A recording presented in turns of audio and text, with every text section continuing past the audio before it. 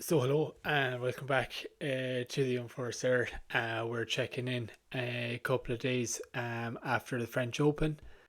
It is now the Wednesday, so we've had a few days to debrief and take in what we've seen. Apologies, I wanted to put up a few more shows during the competition, but I was actually at the competition myself during the middle of it and came back kind of at the latter stages, and there was so much to take in and everything. I said I'd do a proper review show a few days after French Open, when everyone's feeling sad that there's no tennis anymore. So finished Sunday.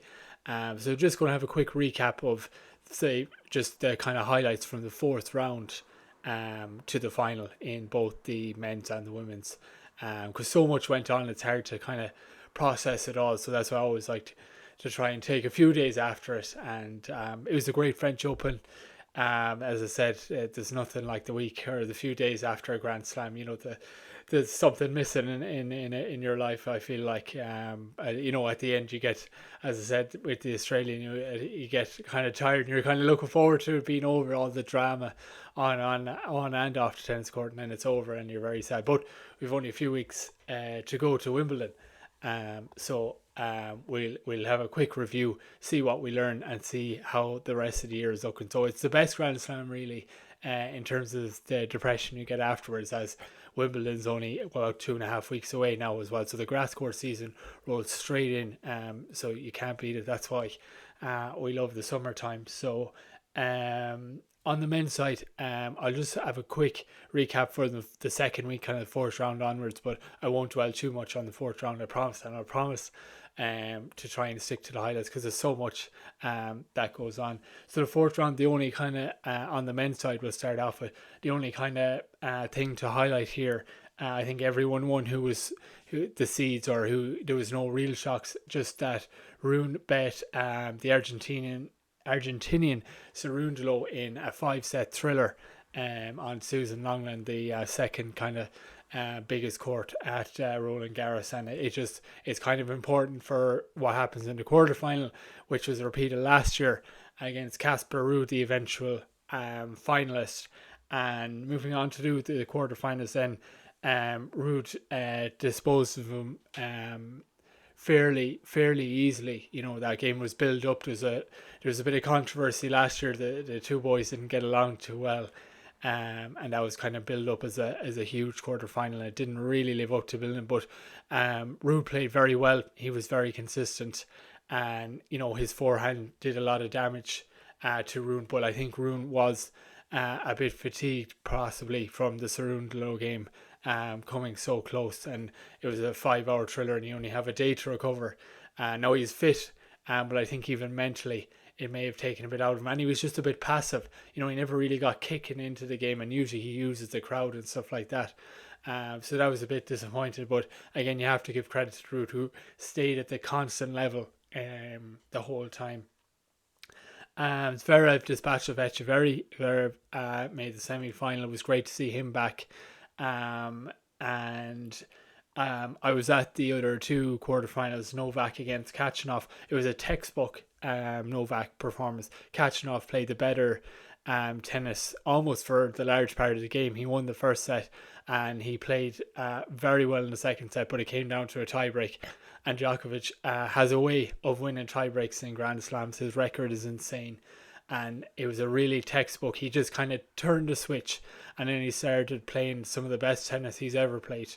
But it was just a real, get a real sense of being there.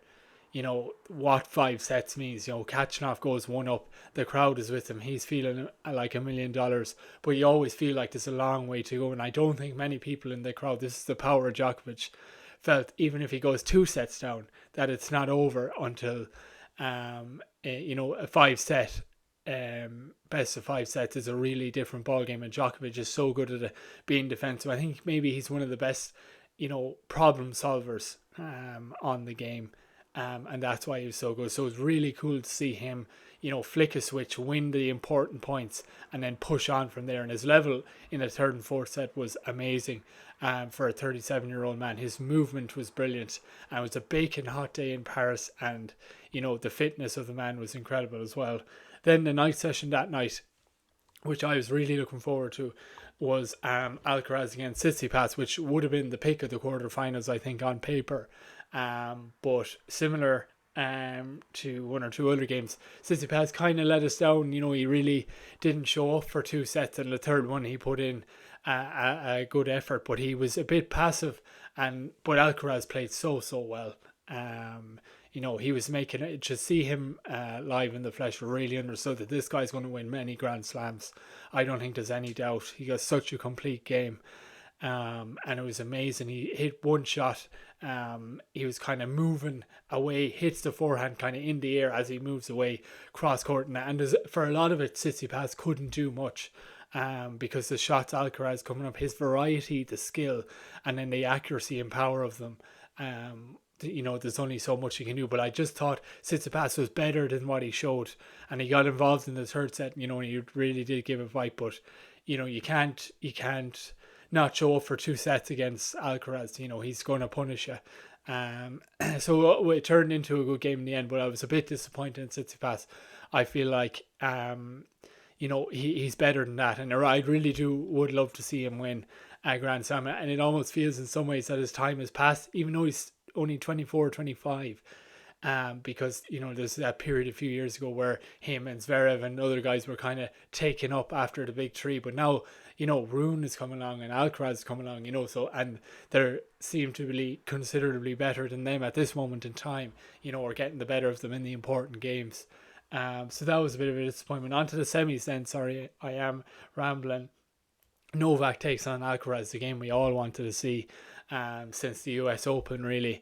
It was a great game for 1.5 sets, but early in the second set, I think many people know Alcaraz cramped up, and that kind of ruined his chances. So it was a bit of a disappointment, but the first set and a half was absolutely spellbinding.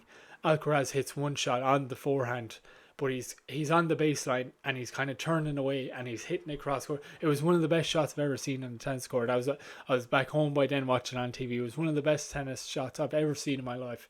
It was absolutely incredible. The imagination and the skill was amazing. But cramp was a worrying issue. Does the coaches go back to the drawing board? He plays with such intensity, such energy, and to be able to do that all the time, or as Djokovic would say, do 7 games over 2 weeks. Is there going to be a talk about tactics now and possibly saving energy or changing the game plan so this doesn't happen again? Now he's only young. It was very warm, but going to be interesting to see how he deals with that. The other semi-final was Ruud and Zverev kind of fell short. We talked coming into the tournament, hasn't played the amount of games he would like. So great to see him back in the semi-final, but Ruud was too good again. The forehand was doing damage, and he stayed at that consistent level. Great to see Zverev back, but just one game too many for him. But hopefully he can kick on now for the rest of the season. The final then, Novak v Ruud, ended in 3 sets. Novak gets his 23rd Grand Slam, now the leading owner of 23 Grand Slams, more than anybody else. A good game. Probably, again, Ruud, poor Casper Ruud, probably won't get credit for last year's final, probably won't get credit for this.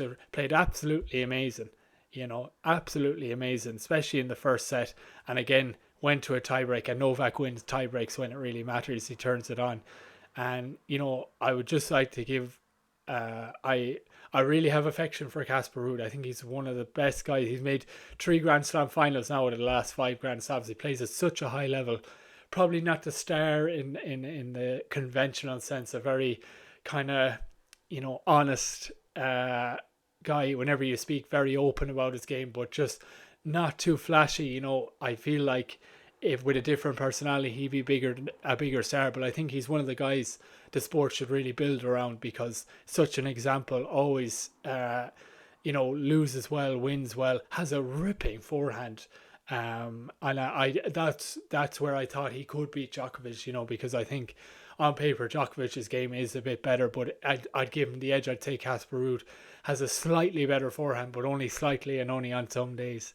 But then what can you say about Djokovic? You have to appreciate what this guy has done, and he was never the favourite for years, when Roger was there, when Rafa was there, often not didn't have the crowd on his side, but he certainly does now, and he is loved in Paris. We were at the quarterfinal game, as I said, and the fans really love Djokovic there, and the question is now, how many more can he win? Can he win a calendar Grand Slam? There's no evidence to say he can't.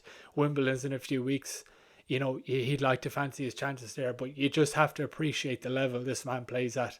And once he won that tiebreak, he kind of kicked on then and kept that same extremely high level. And as I said, for a 37-year-old, nothing short of remarkable. 23 Grand Slams, 7 games over 2 weeks, 23 times across different surfaces as well. Absolutely amazing. You have to take your hat off to him, and a great week for Serbia as well, with Jokic in the NBA finals as well. On to the women's then, and I'll try and wrap up sooner rather than later. Just want to mention one thing about the third round. There was a game between Ons Jabeur and Olga Danilovic, who is from Serbia as well, and Ons Jabeur won it, and she would have been the favourite to win it. Danilovic is only ranked 100 in the world, and she's only ranked 100 after Rolland Garros now. Olga Danilovic, I think we're going to hear a lot about this woman. She has an absolutely amazing tennis game. She was so close to winning that game. Doesn't look like it on paper. She was so close to winning that game, and has an amazing game, amazing forehand, amazing backhand. I just think, watching out in the future, people who probably not talked about as well. I've seen enough there to be very excited about this woman. Now, Ons Jabeur turned it on and did what Ons Jabeur does. But a lot to be excited, and just a name to watch out for, Olga Danilovic. I'm probably not saying that right, and was a mentor under Djokovic as well for years, and he's been singing her praises as well, so that's high praise.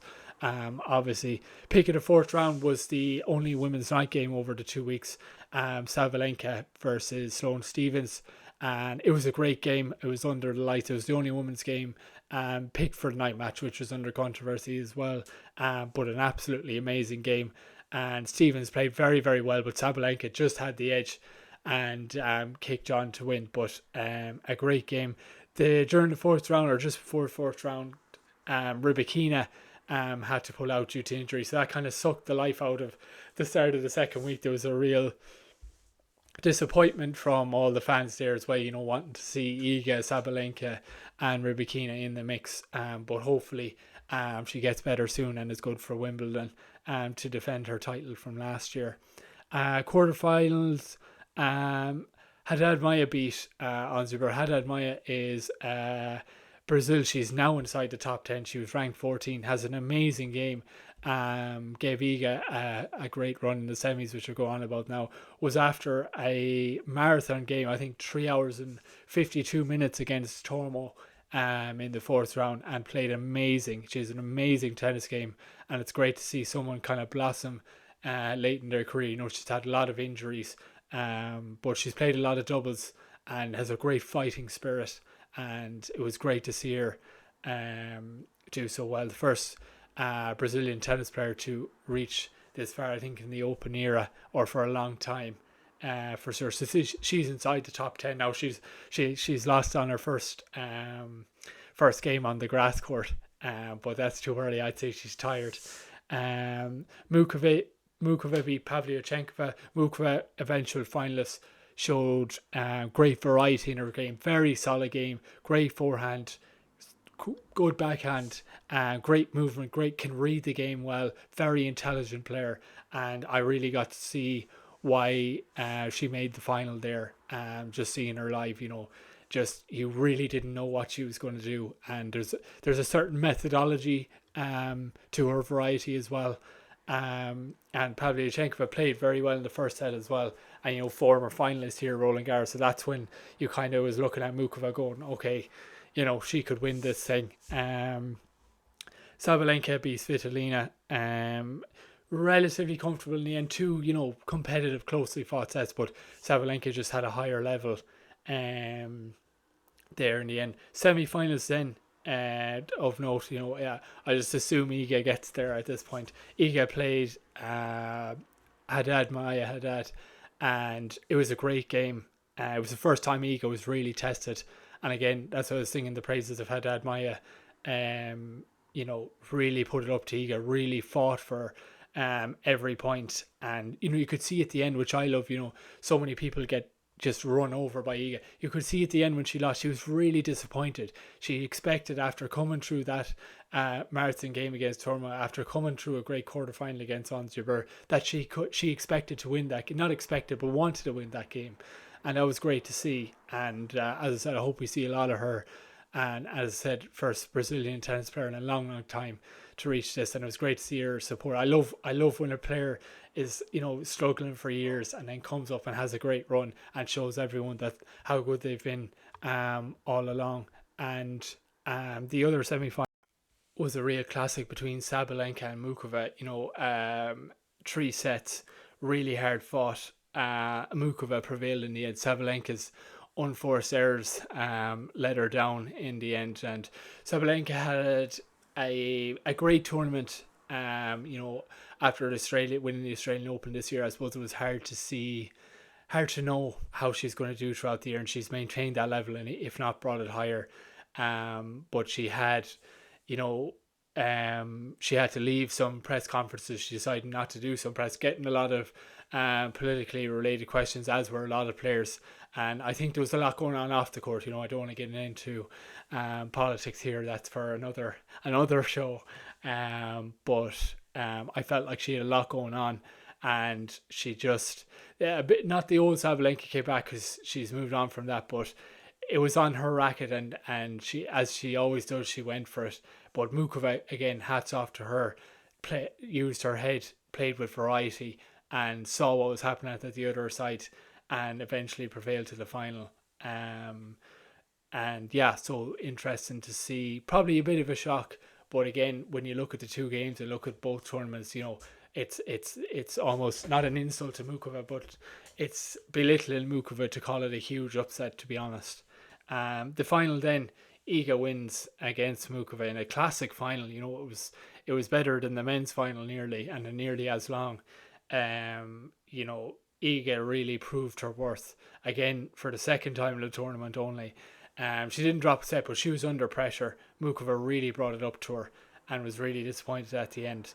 Iga at Rolland Garros on clay is absolutely super, and her footwork is amazing. Again, like Djokovic, it's the defense. There's no hiding place on clay. It's tough. They were talking about the balls being heavy and slow, and her defensive skills were absolutely amazing. There was sometimes Mukova had to try and win a point 2 or 3 times before eventually getting it.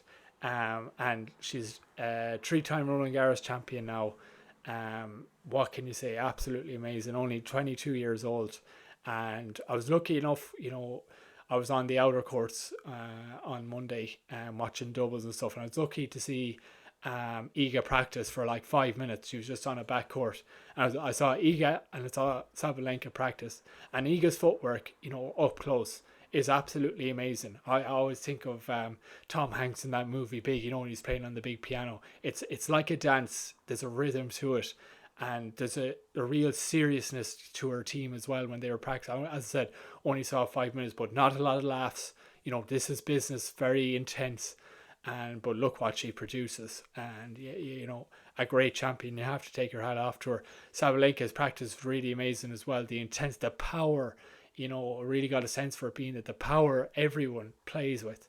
It does not come across on TV, but Sabalenka as well was a ferocious power, and again a real mix of having a joke, having a laugh. Her personality comes out, and then when it's business, as she moves back to the baseline, it gets more serious and more serious. So absolutely amazing to see them live in the flesh. As I said, huge respect for these men and women. It's an intense time. You really got a sense being there. It's a global event, and how much bigger the major tournaments are to the others. And ask difficult questions under a lot of pressure. And if you don't win, you're going home. So hats off to all these young men and women putting it out there on the court. And what a grand slam. The drama feels like 2 lifetimes has passed, but as I said before, it's just another grand slam. So with that, I'm nearly rambling for 20 minutes straight. Genie Mac. We'll look forward to Wimbledon, look forward to the grass. We'll be back with a preview, and I'll try to be more consistent. But yeah, great French Open. Absolutely loved it. We really highly recommend visiting there if one does have the chance. I know I'd love to go back.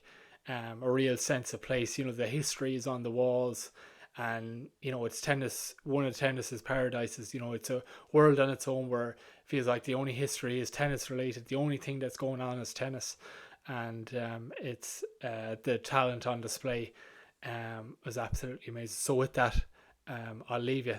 Thanks for listening. Thanks for watching, and we'll see you on the grass in about 2 weeks, I'd say. All right. Thanks a million.